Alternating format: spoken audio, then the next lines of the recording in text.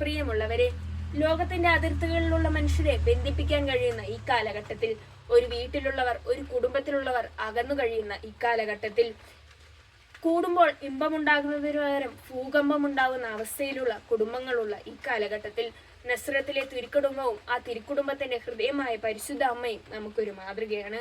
ഒരിക്കലൊരു അധ്യാപകൻ തന്റെ കുട്ടികളോട് ഇപ്രകാരം ചോദിക്കുകയുണ്ടായി: what you want to become when you grow up?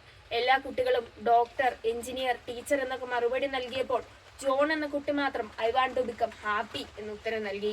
എന്താണ് ഹാപ്പിനെസ്? എവിടെയാണ് ഹാപ്പിനെസ്? അവന്റെ ഉത്തരം ടീച്ചറിന്റെ ജീവിതത്തോടുള്ള നിലപാടിനെ തന്നെ മാറ്റുന്നതായിരുന്നു. സന്തോഷത്തിന്റെ നിർവചനമാണ് പരിശുദ്ധ കന്യകാമറിയം. ഇഷ്ടപ്പെട്ടതെല്ലാം കിട്ടുമ്പോഴല്ല, കിട്ടുന്നതെല്ലാം ഇഷ്ടപ്പെടുമ്പോഴാണ് സന്തോഷമുണ്ടാകുന്നത്. പരിശുദ്ധ കന്യാമറിയത്തിന് ഗബ്രിയേൽ ദൂതൻ പ്രത്യക്ഷപ്പെട്ട് ഇപ്രകാരം പറഞ്ഞു: നീ ഗർഭം ധരിച്ച് ഒരു പുത്രനെ പ്രസവിക്കും, അവന് നീ യേശു എന്ന് പേരിടണം. That was a command, not a choice. ജീവിതത്തിൽ നടക്കുന്നതൊക്കെ ദൈവത്തിന്റെ ഇഷ്ടങ്ങളാണെന്ന് മനസ്സിലാക്കുമ്പോൾ നമുക്കും ജീവിതത്തെ സന്തോഷത്തോടെ നേരിടാൻ കഴിയും. അതുതന്നെയാണ് പരിശുദ്ധാമ്മ നമുക്ക് നൽകുന്ന ഏറ്റവും വലിയ മാതൃക. സ്നേഹത്തിന്റെ അമ്മയായിരുന്നു പരിശുദ്ധ കന്യകാമറിയം. പരിഭവങ്ങളില്ലാത്ത, പരാതികളില്ലാത്ത അമ്മ. പൂർണ്ണ ഗർഭിണിയായിരുന്നപ്പോഴും യൗസേപ്പ് പിതാവിനോടൊപ്പം യാത്ര ചെയ്യാൻ മാതാവ് പരാതി പറഞ്ഞില്ല. ദൈവപുത്രനെ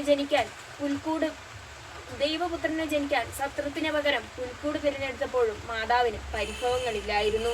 പരിഭവങ്ങളില്ലാത്ത, പരാതികളില്ലാത്ത അമ്മ. അതുപോലെ കുറവുകളെ നിറവുകളാക്കി സ്നേഹിക്കാൻ നമുക്കും കഴിയണം. മനുഷ്യരാരും പൂർണ്ണരല്ല. എന്റെ കുടുംബത്തെ, എന്റെ കുടുംബ സാഹചര്യത്തെ, എന്റെ കുടുംബാംഗങ്ങളെ സ്നേഹിക്കാൻ എനിക്ക് കഴിയുമ്പോഴാണ് ഞാനും മാതാവിനെ പോലെയാകുന്നത്. മാതാവിന്റെ ആ മാതൃകയാണ് കുടുംബജീവിതത്തിൽ നമ്മളും അനുകരിക്കേണ്ടത്. ഏതൊരമ്മയെയും പോലെ മകന്റെ മടിയിൽ കിടന്ന് മരിക്കണം എന്നതാവാം പരിശുദ്ധ അമ്മയുടെയും ആഗ്രഹം.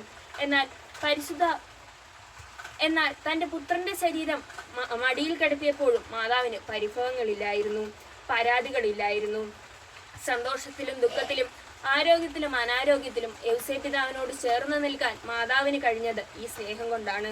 ഒരു കുടുംബത്തിൽ ഉണ്ടാവുന്ന ഏറ്റവും വലിയ തകർച്ചയിലും ഉറച്ചു നിൽക്കാൻ മാതാവിന് കഴിഞ്ഞതും ഈ സ്നേഹം ഒന്നുകൊണ്ട് മാത്രമാണ്, ദൈവത്തോടുള്ള വിശ്വസ്തത കൊണ്ടും. കാനായിൽ തന്നെ പോലെ തന്നെ തന്റെ അയൽക്കാരനെയും സ്നേഹിക്കണം എന്നത് മാതാവ് തന്റെ ജീവിതത്തിലൂടെ വ്യക്തമാക്കി. കാനായിലെ വിവാഹ വിരുന്നിന്റെ അവസരത്തിൽ പരിശുദ്ധ അമ്മയുടെ മധ്യസ്ഥയാലാണ് ഈശോ വെള്ളം വീഞ്ഞാക്കിയത്. ഒരു കുടുംബം അതിന്റെ മാനക്കേടിന്റെ ഏറ്റവും അന്തിമമായ അവസ്ഥയിൽ എത്തി നിൽക്കുമ്പോഴും മാതാവ് അവിടെ ഉണ്ടായിരുന്നു. മാതാവ് അവരെ രക്ഷിച്ചു. മാതാവുള്ള കുടുംബങ്ങൾ അനുഗ്രഹിക്കപ്പെടും. ജപമാല ചൊല്ലി, പ്രാർത്ഥന ചൊല്ലി നമുക്കും മാതാവിനോട് ചേർന്ന് നിൽക്കാം. A family that prays together stays together. ഒരുമിച്ച് പ്രാർത്ഥിക്കുന്ന കുടുംബം ഒരുമിച്ച് നിലനിൽക്കുന്നു. നന്ദി.